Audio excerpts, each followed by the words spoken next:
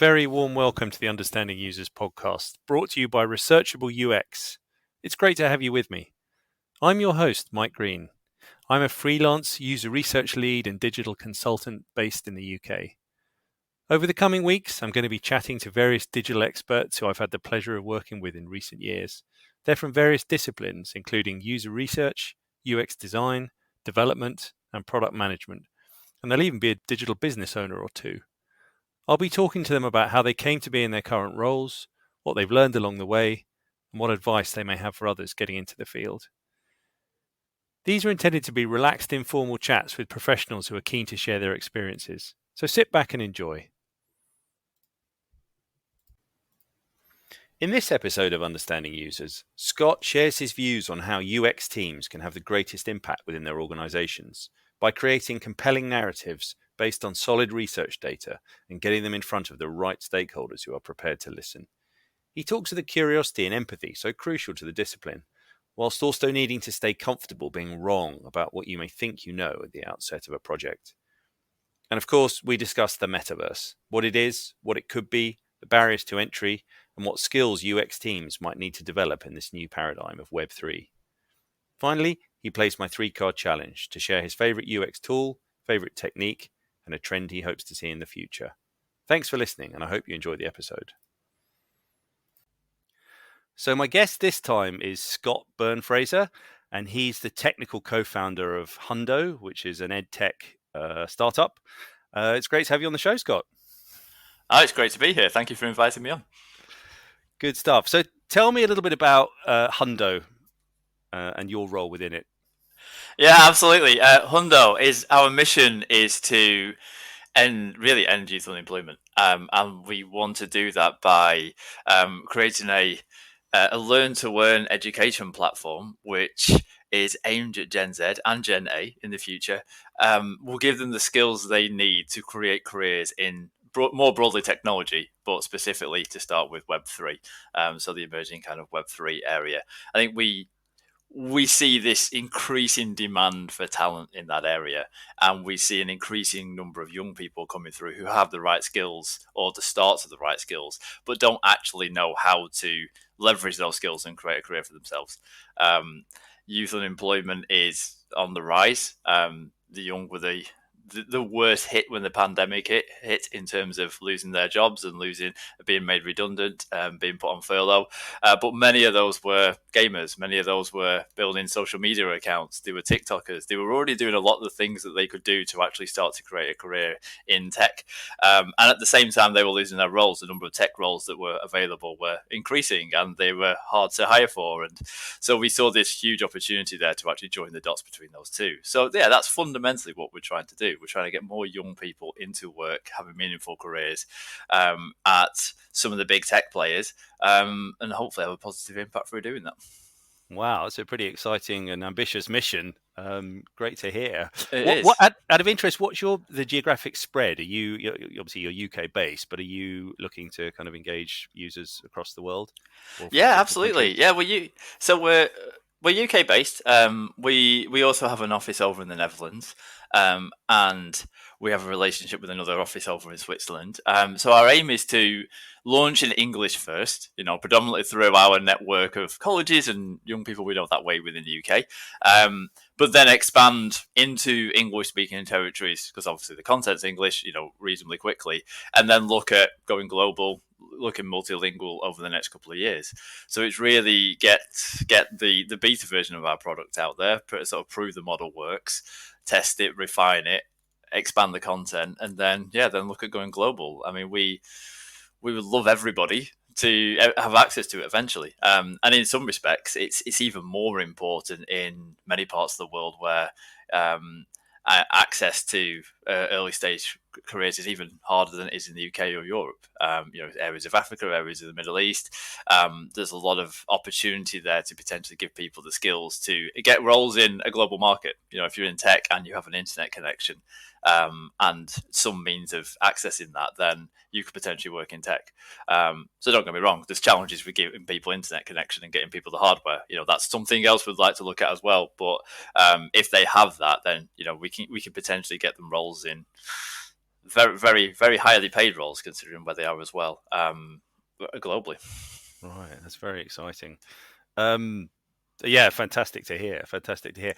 Focusing on you, because you and I worked together a few years back on We did. a couple of projects. What's your path been? What's your sort of career trajectory, Scott, up until now? And how did you get into tech originally? I always love being asked that question because I'll quite often have I'll get asked by more junior people, how do you create a career in product? How do you create a career in UX? And my honest answer is don't ask me because I've taken a very convoluted route to get to where I am. Which is actually the more I speak to people, actually many people's journeys into this has been quite taken many different routes. So I originally started out working originally at college I was doing engineering and tech illustration. So I was looking at how engines work and illustrating and 3D modeling complex engine blocks and things like this. Oh wow! Very different to what I do nowadays. And my first actual proper job, once I'd left college, was working for an agency that did a lot of technical documentation for the likes of British Nuclear Fuels and BAE Systems and things like this. So it worked for me because it was lots of really complex engineering stuff that you were illustrating and doing fun stuff with. But there was a lot of 3D modeling involved, and that got me. By pure luck, I happened to have some work shown at a careers event down here in the Big Smoke in London, and somebody from Sky News saw my work, and I ended up through various conversations working for Sky News doing their 3D animation on air 3D animation for a few years. So my No role there way! was, a big news event would happen, and I would help illustrate it and help present it to the world in 3D. Great fun. I was in my early 20s working in TV. Right. It was very, very intense. You never quite knew what you would be doing every day because you never quite knew what was going to happen in the news that day. So that was kind of my route into tech. There was always it was a relatively small team there, so I had my fingers in lots of different pies. So we'd be doing 3D modeling, we'd also be doing new interface design and interface development to actually run the 3D models. And it was started to become more and more around information graphic design and infographics and that type of work, which is when I made the jump over to the BBC and I worked on the BBC News's the website, doing a very similar thing, but looking at basically data visualization and info storytelling. So using graphics to tell stories. But at the same time, I was starting to learn more and more about UX, which wasn't even called UX back then. It was good old fashioned web design. But the team again at the BBC were quite small considering the size of the BBC, but the actual web team was still quite small. So I just got really interested in the whole UX side of things. Designed a few of the what we call microsites back then. I think Question Time was the first one I ever did, or Panorama. It was one of those. Really? One of No those way! small, and it was using a lot of templatized frameworks and things. So it was relatively easy for the time, and then that kind of took me down the trajectory of UX and went down that route quite heavily. Moved over to BBC Sport and worked on various BBC Sport products over the years. And after a good stint of time at the BBC, which was like the fantastic place to learn about user-centered design, because it really was. Its mission is about putting its audience at the heart of everything it does. So it was a fantastic place just to learn the purest form of UX. What it was missing though for me at the time was that more commercial angle. Obviously the commercial model for the BBC is very different to elsewhere in the real world. So I was really looking at getting some of that experience. So I, again, through pure luck and a recruiter reaching out to me, went to work for Amazon for a while. Where I kind of learned like the big tech view of what commercialization of UX looks like, which again, very good experience looking at Amazon Video, again, the UX side of Amazon Video, mainly the TV devices like PlayStation, Roku and things like that. And then, that was firmly cemented me then in kind of like the UX/product design area. And then after that, I jumped between a few different startups. I worked at agency a few times. I worked at a startup called The Zone, which was a video streaming service, very similar to Amazon Prime in some respects, but it was all focused on sport, so I helped launch that. And then over the years, my kind of pure UX hat started to merge more and more with the product management hat. I realized that as I was running the UX side of things, I was often doing the product management side as well, because it was just a natural fit. If you care about the user and what the end output is for them, then really have to have a holistic view of how that entire system works. So it crosses over with service design, crosses over with product management. So nowadays, I tend to describe myself as a product manager more than necessarily a pure UX person, even though UX is still a big part of what I do. But my role now at Hundo is it's product, it's tech. The tech team sit under me as well, so I can give tech direction as well. So it's kind of bringing on all the aspects of building this product, but from a user focused angle, it's been an interesting journey over the years. I'm not doing what I expected I'd be doing 15 years ago. Wow, it's amazing the journeys that, as you say, that different people come into this through and how they get to where they've got to. But it sounds like you've got a lot of varied experience, which has obviously allowed you to draw on in terms of kind of what you're doing now, which is great. Just picking up on some of that. So here's a question: how can UX folk, whether they be designers, user researchers, or the like, ensure they have an impact on the product teams they're working with? So whether it be the tech teams, whether it be the other teams involved, how can they ensure impact in their work and making sure their work kind of feeds through? Yeah, I think that's a really good question, and I've seen it done. I've seen sort of both sides of the story where there's UX teams which have massive amounts of impact. Are really, really helping shape what the product is. I've also seen the flip side where the UX teams are glorified UI designers. And you see a tension between two. And I think a lot of it depends on actually what the organization you work for, how it's already structured. If you're in a startup and it's relatively small and there's only a few of you, you can have an impact really quickly, because you can set out what UX is from day one. This is how this understanding of our user group, this is how we then use it to influence the roadmap, to influence the features we build, to impact the testing. I think if you're a bigger organization, first off, try and understand how the organization already thinks about these processes. Where does UX sit?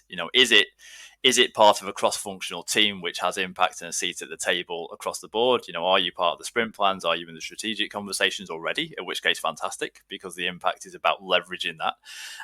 Or are you being treated like a department over here as part of a process where user stories get fed in, you spit out some UX designs, and it gets built further on the line? Because I think if you're in that stage, then I think it's about you can go down 1 or 2 tracks. You can accept it and go, okay, then that's what we do, and we'll just get really good at doing that, and make sure we do that as well as possible. Or it's about really it's a sales role to sell to the rest of the organization what the skill sets that the people in the team could actually bring above and beyond what they're already doing.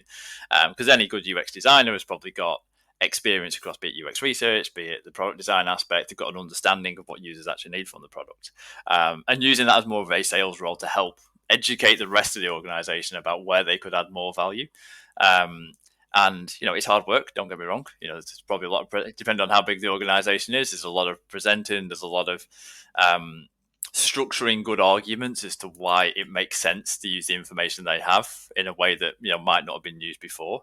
From experience, I find it being close to the user, and this is where UX research really comes in strong, is being often the closest to the users, with the exception of customer service teams or business development teams. But you're often one of the people that are actually finding out what people's issues are.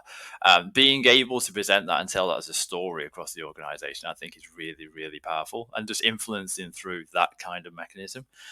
So even if you haven't officially been asked to do it, look, we've spoken to these people. These are the people that use our product. This is what we've learned from it. These are the issues we've found. These are solutions we could have in place.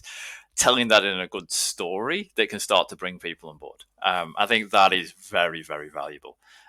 Getting people to listen to that story can be a challenge. Getting them to listen to it and take notice of it. And then I think a lot of it's about repetition and getting it very similar to any sales role, getting it in front of the right people in the organization. If there's a big tech team and they're not listening, are you presenting to the right people? Is there a reasonably senior member that would listen? Are there other people that are interested in that angle? Are there people elsewhere in the business? Maybe it's the CEO, maybe it's the COO, maybe it's someone reasonably senior. Are you getting in front of the right people? Because if you do, then that message starts to come down. And I think that would be my key message to any team that is actually trying to have more impact. create good stories, create them off really solid data that you've learned from the users, and then make sure you're telling those stories to the right people. And don't get frustrated when you tell stories to people and they don't listen. That will happen. It will happen a lot. That's okay. Keep telling that story, refining it, take feedback. Treat the rest of the organization like you would do a user testing session. See how they react to something, take that information on board, reframe the story, and then push it out. Ultimately, if you were to do that for years and find you were banging your head against a brick wall, find an organization that does it better and go and work there. Yeah.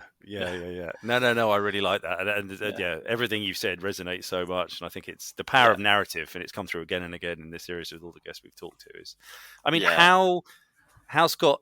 You talked about presentation, you've talked about narrative. Kind of, what's the best way to present some of these insights? Would you say, like if you're sharing user research insights, let's say with tech teams or with senior stakeholders within the business, artifacts, kind of how the format of the presentation, kind of what's the best way to do it? It really depends on the target audience, and this is where actually being a UX is good. And often I see people forget that when they're doing an internal presentation. Is you've learned a lot, so you'll put it into a slide deck, and then you'll go and present that like a slide deck, which may or may not work depending on your organization, depending on who you're speaking to. And I think it's really that awareness of who you're speaking to and what they need from it is really, really vital. As a general rule, showing some actual users being confused by your product or being excited by your product is very powerful and tends to work reasonably well across the board. But you may get some teams that are much more data driven. They're really interested in big data. They're more interested in the what's being inferred by that. You'll get some that are much more emotionally driven. Actually, I've seen our users doing this, and that even though it's only one or two of them, I'm actually feel quite passionate about that. I think it's about understanding those target users. Understanding the people you're speaking to is critical. It might be that you're presenting to a CEO, and that CEO only has 10 minutes, and you've got to make a point in 10 minutes. So maybe it's a very quick, it's a one slider. We've learned this. We need to do this. Here's some evidence. Here's some data. Here's a couple of videos that show people getting reviews, and that's what you've got. You've got that time to land it.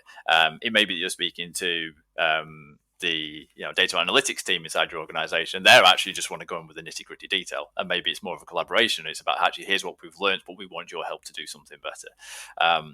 So I know that isn't a direct answer. There isn't a one size fits all approach. I don't think you can ever assume that this shiny deck you've made is going to resonate with everybody. It's very hard if you're an external organization presenting back to a team as well. That's what I have found. If you work with an external team, it's very hard because it's hard to understand who you need. But I've certainly some of the more recent companies I've worked with, the same information has been presented in 2 or 3 different ways, depending on who you're speaking to, and that does help. So think about it like it was a marketing campaign. How would you market this information to different groups of people, and then think of it that way. It sounds hard and complicated, but really it's just, do you know who you're speaking to? If not, can you find out who they are? Can you find out what type of format tends to work for them? And if you can't find out that information, try your best, pull together the best assets, and then learn from it afterwards. It's almost a user needs based approach, isn't it? What are the needs of the audience you're talking to, and then tailor it accordingly. Absolutely. And it's very easy to forget that, and particularly a lot of big teams forget that people inside the organization are users as well. So as a UX team, you'll have personas potentially for the audience that you're speaking to externally, but do you have internal personas? Now, they might not be one to stick on the wall, but it's probably worthwhile understanding who they are as well, so that you have a mental model of the behaviors and what they expect, so that you can best structure the information that you're collecting and pushing it out. Again, if you're in a small team and you're in a small startup, there's less than 20 of you, like I currently am, it's easy. I send a message on Slack, and it's so the level of communication you need is very, very different. What about the characteristics of a good UXer, and whether that be a designer or a researcher? What are the personality traits and characteristics that make somebody good in UX, would you say? I think it's being inherently curious about how things and people work is very, very important. Just general curiosity, and a belief that you're probably wrong about most things is also quite useful. Going into a conversation assuming that anything, what you already understand, is wrong, so you're not so you're not surprised when you find out that you are wrong, or you are very surprised if you find out you are actually right. I think that's incredibly important. Um, I think there's also a certain detachment needed from what you're doing day to day to what you're learning about. And I think, and when I say detachment, I mean that you certainly see this more with more junior people. The I've done this work, so I'm very proud of it, is absolutely fine, but that takes away from the assumption that you may be wrong and what you've actually done doesn't work. So I think that there's a balancing line there, and to go in with that. And I think any good UX designer should have that. And then there's the cliche of just empathy, just trying to understand your end users. Although sometimes I challenge that, because as much as you can have empathy for people, true empathy is this deep understanding of who you're speaking to, and that's actually very hard to get, and it's very hard to get across a wide range of different types of audiences. But I think it's just important to be able to put yourself in that mindset of, how does this work for those people? And if you can do those things, then you're already into a good space. You can challenge yourself, you can start to get an understanding of them, and then once you have an understanding of them, keep challenging yourself and saying you're probably wrong, because they may change. So what advice or tips would you give to somebody who wanted to get into this world? What would you say to them? I get asked that question a lot. I'm sure. If you want to get into the UX world, I think there's a lot of obviously courses out there which teach you like the ideal UX process, and these are the steps you need to do in order to actually build something, and that is great. Almost never works like that process that you've been taught in the real world, because the real world is very messy, and it has stakeholders that don't necessarily agree. It has users that don't do what you expect them to do. It has business needs that may contradict what you think is the best advice. So I think one is get a good understanding of the theory. Absolutely. I'm not discrediting the courses that people go on, but definitely get a good understanding of the theory. But my one key piece of advice to anybody is, it's really to practice. It's like you've got to go and try this. And the only way you can do this is to, if you're not actually in a role already, is to create your own little side projects and then test them, or use them with real people, or start to learn what that actually looks like. And I know that's hard. If you're trying to put food on the table and you've got a kid, and it's very hard to do that, and I kind of appreciate that. But I think wherever possible, it's about just trying to get those little nuggets of experience where you can do, just to be able to sort of stress test some of this stuff in the real world. But on the flip side of that is, don't go and work for people for free. So I often then get asked the question, oh, well, should I go and volunteer for a company and do it? It's like, no, because it has value. This does have value. Fine if it's a friend and you're doing something to help out, but don't go and offer your time for free just to get the experience. As valuable as that is, you're basically being ripped off. So it's about a fine line there. But yeah, I think it's just find every opportunity you can just to practice. And if you're doing UX research, run some online tests with Amazon. Pick a site that you've worked, well, and just practice that way. Use some of the free testing tools just to try it out, come up with some recommendations, have a go at coming up with some answers to it. It might not be something that you show in your portfolio, but it'll be something that surprises you and teaches you something new and helps you to understand how to apply this in the real world. And you talked about the sort of messy real world there. It doesn't get messier than the last couple of years in the pandemic. How has that impacted, thinking of you and your work, how has that impacted you and the team and kind of what you've been able to do, or has it impacted you? I'd say surprisingly it didn't impact us as much as I would have thought it would have done beforehand. We've got great tools nowadays. We're speaking to each other on a call now, and we can hear each other quite well. I'm sat in my house. It works quite well. So we've got the tools needed. I think in terms of speaking to users, user testing, that kind of thing, I think our approach to it changed. There was less. There used to be more of a reliance on, well, let's get people in a lab and there's a two-way mirror and we'll film them and we'll record what they're doing on the screen. Although there is clearly a place for that, I think what we've actually found, or what I found personally in my teams, is we can get a huge amount just through doing a call like this and sharing somebody's screen and having a conversation. If not, in some respects, easier, because we can speak to people globally, no problem at all, providing there's language barriers and things like that. But apart from that, you can speak to people pretty much globally. Access to people has become easier. You're no longer relying on people traveling into a set set place. And I would also argue the act of getting people into a test environment changes their behavior because they're in a test environment, as is the watching somebody do what they would normally do sat in their living room whilst you're recording their screen is probably a more natural environment. Now, don't get me wrong, it came with challenges. So, during the pandemic, I was working with one company that had a large fitness mirror, and it was a 6-foot mirror that had smart technology in it. Trying to use a test on a 6-foot mirror required users to set up a laptop and point a webcam at it, and there was a few complicated issues when it came to actually getting them to set it up. But it's still, what surprised, it still works. We still actually got lots of valuable information out of it.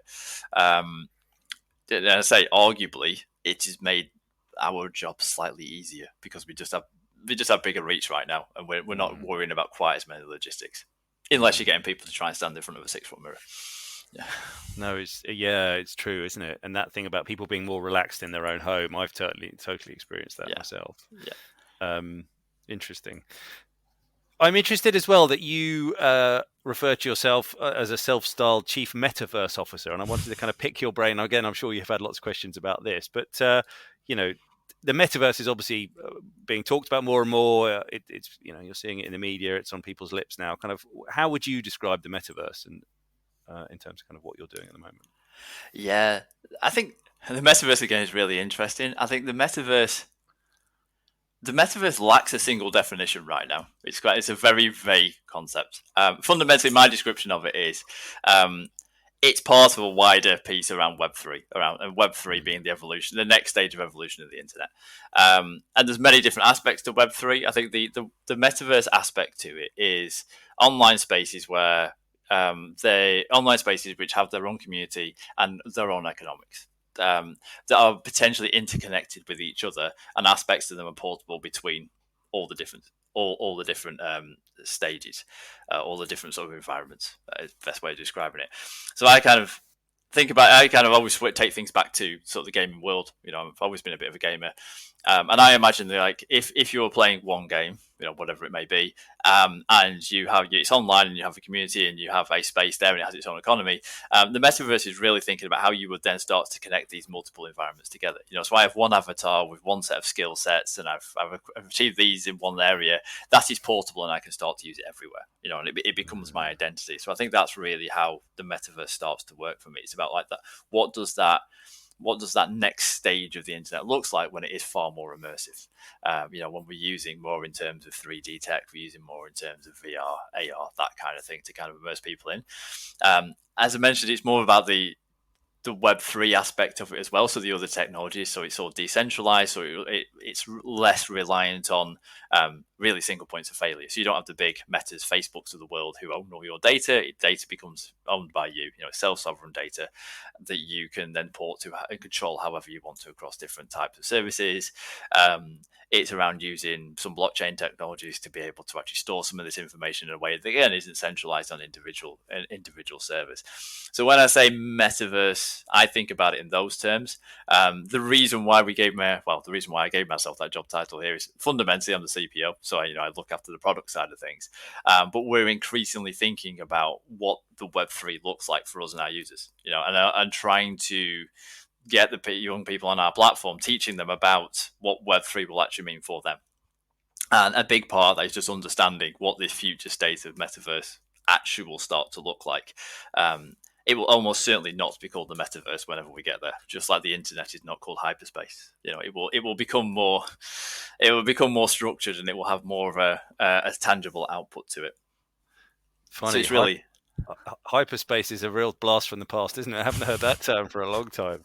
No, I came up in conversation with someone the other day, and I was like, "You do realize the metaverse won't be called the metaverse?" And they're like, "Well, why?" It's like, "Well, do you remember the information superhighway or the hyperspace?" It's like, no one calls it that nowadays, and that's kind of showing my age, the fact that I even remember that. Yeah, no, absolutely. What about the challenges, though, Scott? You've talked about some of the kind of opportunities and the possible ways it could develop. I'm interested to know the challenges, both for product teams building products and services within the metaverse, and also for users of the metaverse. What are the key challenges you foresee for both? Yeah, I think I'll start with the users. I think for users, there's a big barrier of entry. For one, there's a lot of terminology that doesn't really make an awful lot of sense. So there's a whole new set of terminology that people have to learn just to be able to navigate this space. And that, as we know from a UX perspective, the second you start introducing new technical terms, it will start confusing people. And I would also argue sometimes it's unnecessary new terminology. It's really, you're just taking existing paradigms and you're treating them slightly differently. So I think one, there's that. Two, from a user perspective, we're still talking in terms of big buzzwords rather than in terms of actual outputs. In terms of what you actually get from it. Good question about the metaverse. What is the metaverse? Well, if you're talking about it in this very high level, it's about these interconnected spaces, and you've got self-sovereign identity that you can move between them. Most sensible people will go, I don't care. What do I get from it? Why is it important to me? And I think it's down to the individual product teams in the area to actually come up with solid user propositions and solid problems that they're solving in this space and be able to communicate that out to people. So in Hundo space, it's about actually we're trying to educate people and we're trying to give people the skills they need to be able to work within this space. So it's quite an easy proposition to communicate. But the fact that we have to teach people in the very first courses that we send people on effectively are teaching them what all this means tells us that there's this massive barrier of entry to get in there. The UX around a lot of the technology can also be quite, again, convoluted sometimes. Particularly when you start going into the decentralized spaces. So if you are interacting with any of the many blockchains, or you are interacting with, it's often like you have a wallet which connects you to Decentraland, for instance. Decentraland is a metaverse space. It's a 3D space you can walk around. You can just log in as a guest, but if you want an account, you have a wallet, and a wallet doesn't make much sense in that context. But what it actually is a way of logging into that site, but it's a separate service. So to do that, you have to go through the steps of logging into that. And I kind of liken that to, imagine if you tried to sign into Amazon and Amazon said, but before you come onto Amazon, you've got to sign up for this other service that's called something really strange that doesn't make any sense. You've got to sign up to that first. By the way, that's super secure. Don't lose your information about that. Otherwise, people can hack you. And then you've got to use that to get on our platform. And straight away, people would get frustrated with it. They go and buy the book elsewhere. And I think, so there's lots of user barriers to it. And I think those user barriers are also then the product barriers. So as product teams in this space, we should really be thinking about what that good experience looks like. How do you take away those steps? How do you keep the essence of what Web3 is about, but without actually making it so complicated that people don't actually want to use it? And the problem you think you're trying to solve by having a decentralized database, great, but if an end user, all you really care about is, can I actually get onto this service? Is my data set secure? Make it really simple that way. And I think, another point is just going back to our user focused approach is really think about what we're trying to solve. Where we're using technology to solve it. And I think that's always key. And it's key of any good product is thinking about that. Often forgotten about in the Web3 space, if I'm honest. There's a lot of very deep DeFi finance products which are very good at for the crypto literate out there are able to use them, but real people would be like, well, I don't see an end benefit to this, and it seems too complicated. So I think it's going back to those core principles of, how am I making people's lives easier? How am I making people's lives better, more secure? And remembering that quite often people rightfully don't care about things that don't impact, they just want something to be easy. I want my bank account to be easy to access. I want it to be secure, clearly. But I also want it to be very easy. I just want it to be open when I open it, and it's about finding the right middle ground between those kind of tensions. So what about the skill sets needed then by UX teams to work in this new space? To what extent do you think that current skills, techniques are transferable? And to what extent will UX folks have to kind of learn new ways of doing things? I think on the whole, the UX skill sets predominantly stay the same. That's it. But when you go back to the core of it, it's about understand. Again, it comes back to understanding your end user, speaking to the people actually on your platform, and understanding what their motivations are, what problems they're trying to solve, and then whether this product actually solves them or not. So I think fundamentally it comes back to the same. I think we have to assume a level of naivety in terms of our audience, which you won't necessarily get in Web 2 spaces. So if you're in Web 2 and people are used to certain paradigms of interacting, So I sign up to a service, I go through these steps, and I get access to that service. As I mentioned before, on a Web3, it may be different. To sign up to a service, maybe you have an account here, but you also have to connect this this Chrome extension. You have to sign up to that Chrome extension. So there's certain paradigms that have to be different. So I think as a UXer in that space, it's being aware of that and aware that your audience won't necessarily understand that. So designing for that. But then also understanding that because it becomes more complex, it's not just about your service anymore, which is one of the key things about decentralized products is it's not just about your product owns everything. It's your product is in a network of other products which may impact it. That potentially increases the complexity of it. It's just being aware of that. As a really good example, when we're building out our Hundo campus platform right now, the EdTech platform, we'll let people sign up as you typically would do, email, password, that kind of thing. But we also let people connect to wallets so that they can sign in with a wallet as well. We deliberately let people sign in with an email and password because we know that's a paradigm people already get. And then we teach them about what the wallet paradigm is about. But as soon as we add that wallet paradigm in, we're starting to use a third-party service, of which case the complexities start to increase because they can change their service at any point, what they do with it and how it interacts with it. There's something that becomes complexities there. And that's assuming you support one wallet and there's thousands of things. So if you start supporting multiple, then suddenly you've got multiple ways of basically problems starting to come out in your flow. And as you know, with any complex system, the second you add another piece of complexity to it, that exponential curve of complexity goes up. So I think it's being aware of those.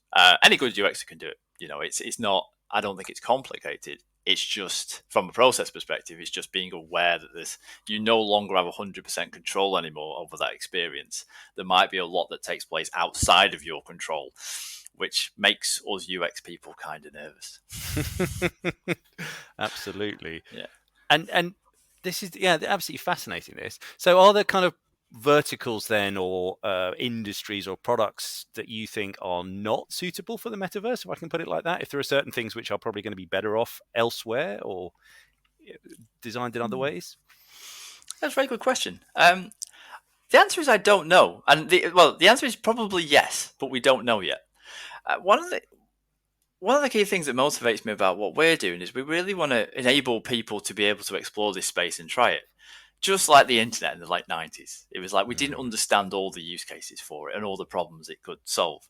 I didn't expect I'd be able to book a cab through an app on a mobile phone in 95. I didn't realize that use case would be enabled by the internet where I was reading the news and ordering books. I hadn't connected the dots between those kind of use cases yet.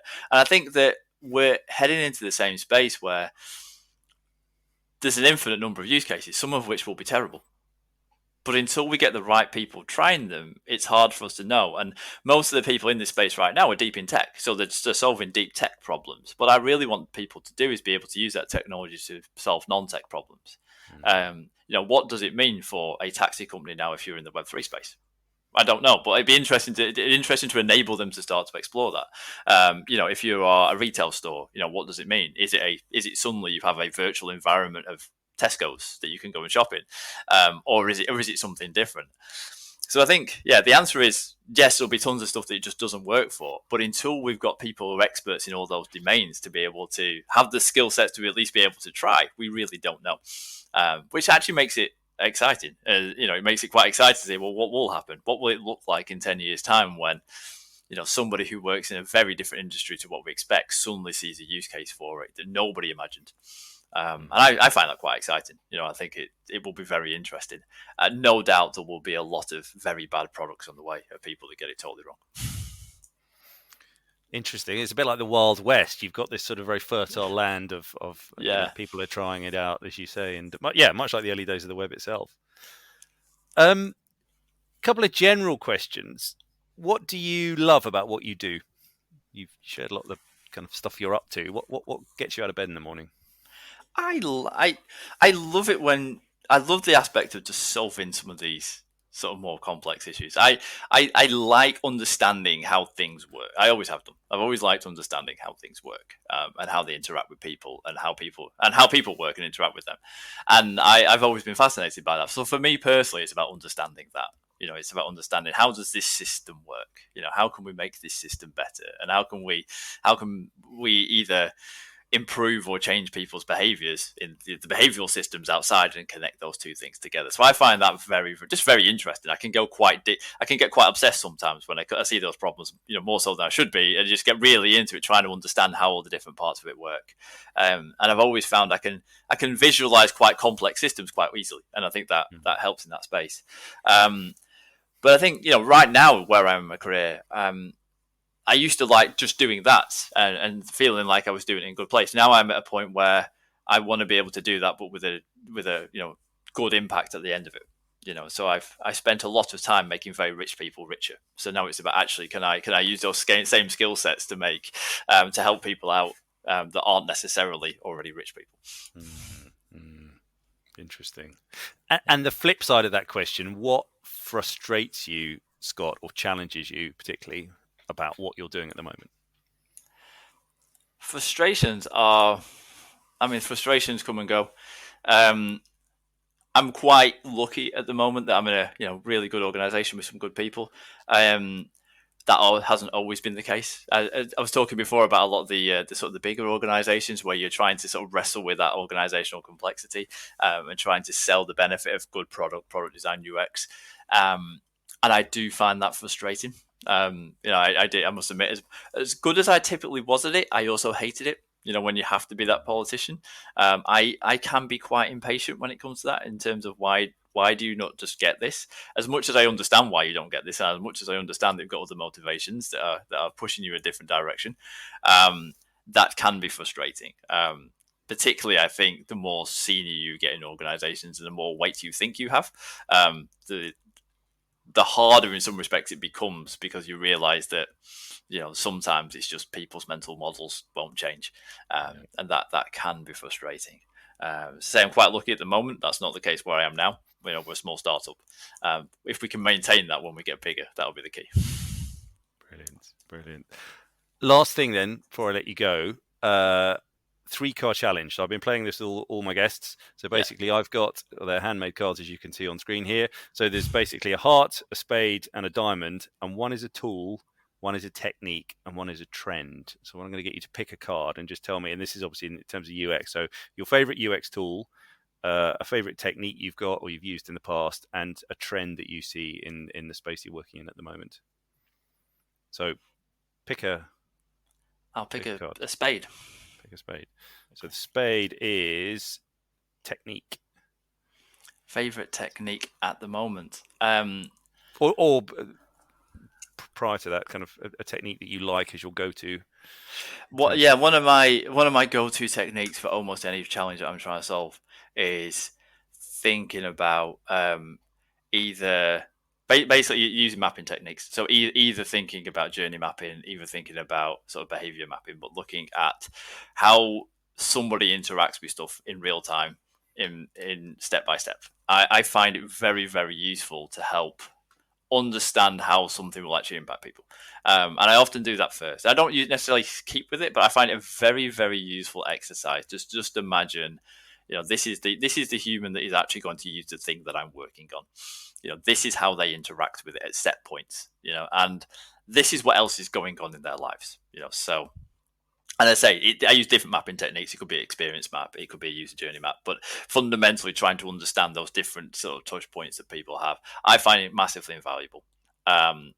Just to help me organize some of those complex touch points. Because again, going back to a complex system, doesn't matter how complex it is. If they just pick it up out of the pocket and they interact with 30 seconds, you've got to really just understand those 30 seconds and what's going on around them. And I find that to be a super, super useful tool. It's also a very useful tool for teams, just to help teams understand your thinking on the matter. Again, if you can get a wide group of stakeholders into a session like that, I think it can be very, very powerful, even if the purpose of it is to get those people aligned around the same problem, which is often the case. Quite often I don't use it to solve the problem. I use it to help everybody understand the same problem. And I think I do find that tool very, very useful. Right. Brilliant. Yeah, absolutely. Okay, next two. We'll go for diamond. Diamond is trend. So in terms of, let's say, user experience, what's a trend that you see at the moment? Maybe you like it, maybe you dislike it. Yeah, really. I'm kind of stuck in this Web3 world, so I see a lot of the trends in kind of like the Right. Web3 space, where again the trend seems to be around, in some respects, overcomplicating UX and not necessarily putting UX in the actual seat of where it should be, which I don't particularly like, but I think people are starting to address. In terms of overall trends for UX, it's starting to become a lot. Many sites are starting to effectively be the same in terms of the flows they take, which makes an awful lot of sense because you get people to. It's going to be easier to build a product with concepts that people already understand. I think that is starting to make it more difficult to actually differentiate between different products, and it's becoming more difficult to actually create unique experiences in that space. And there is then a bit of a fear of deviating from those patterns because obviously those patterns work. So it's always the pure UX part of me says having patterns that are consistent between lots of different products is obviously really, really good. The human part of me goes, but that makes life really boring. So there is a bit of a tension there. That's really interesting, and it's a bit sort of meh, isn't it? Because you look at something and you think, well, that whether it be any kind of online journey, it looks like its competitors. How do you then differentiate that? Yeah. And quite often the process doesn't help. So, where do you start? Oh, we'll do a competitor map and we'll go through the sign up flow of all our competitors and work out how we sit along those. It's like, great. So you've basically built the same as they have, but made it better, which is obviously good. It's not a bad thing, and it will help you. And it's done for all the right reasons, but it does mean you've designed the same thing. Absolutely. Go on then. Last one is tool. So that's heart. Tell me about your favorite UX tool. Miro. I use it for everything. Absolutely everything. I storyboard presentations on it. I do user flows on it. I do workshops on it. I write notes on it, which is clearly not what it's meant for. But it is my go-to tool for almost everything. With Figma as well. Figma is a great tool as well, but that's when we get into the nitty-gritty of design. But for UX, I just find Miro super, super useful. It's clearly nowhere near as competent as a lot of the proper UX wireframing tools and a lot of the UX flow tools, but it's just really easy to get lots of people on board. I can fairly safely go to any group of people and get invite them to Miro and run a session with them with almost no sort of drawbacks. That's interesting, isn't it? The sort of onboarding process of Miro is almost zero, and the kind of barrier to entry is very low. Yeah, it's an easy tool to use. And it's easy to use, and lots of people can use it. As I say, if you're wireframing, it's not necessarily the best tool by any means. It's far from the best tool, but it's quick and easy, and people can use it. And quick and easy in getting people to use it and understand the same problem space, to me, is what all those tools are really about. When you get deep into wireframing and flows and actual UI design, then clearly there's better tools out there. But yeah, Miro's good for that. The initial stage where I spend most of my time. Absolutely. And what's interesting is throughout the series, almost every single person has said Miro. It's sort of becoming the gold standard go-to tool of choice for the UX community. It is. And I only used it at the beginning of lockdown. If it wasn't for lockdown, I don't think I'd have used it. Because before that, my favourite tool was a big whiteboard. Yeah. Absolutely. Yeah. And I remember some of the sessions that you and I did, or what you were running back in those days, actually just, whiteboard, lots of Post-its, kind of everyone around it. Yeah. It almost feels like ancient history now, doesn't it, doing that? Goodness. It does. I used to love taking over a room and having whiteboards and printouts and everything. And I'd be like, fantastic, I've decorated this room. I've done my job. But yeah. So Miro is effectively taking over that, so I don't have walls covered in Post-it notes anymore. Which is a double-edged sword, I suppose. Although I see you've got a whiteboard with Post-it notes on behind you. So I have. I do quite like it, just to hop up into my home office and be a bit kinetic. That's been absolutely fascinating, Scott. Thank you so much. Really appreciate it. Do you have any other kind of burning comments or thoughts you'd like to share before I let you go? I guess I should say before I go, if you are interested in anything I said about Hundo, go to hundo.careers and check out what we're doing. We've got some reasonably big announcements coming out soon that I won't spoil now, but do check out what we do. And you can follow us on all the usual social platforms. Absolutely. And I'll put it in the show notes as well, so people have got the link. Awesome. But once again, thank you so much. That's been brilliant. Really enjoyed talking to you as always. Awesome. Thank you. Thank you, Mike. Thanks for listening to the Understanding Users podcast. If you enjoyed what you heard, do please like or comment wherever you're listening, and feel free to share it more widely. And feel free, of course, to drop me a line with any feedback via LinkedIn or my website, researchable.uk. Links are in the show notes. Join me again next time when I'll be talking to another experienced UX professional and asking them to share their wisdom, tips, and knowledge with me. Until then, stay safe and stay user-centered.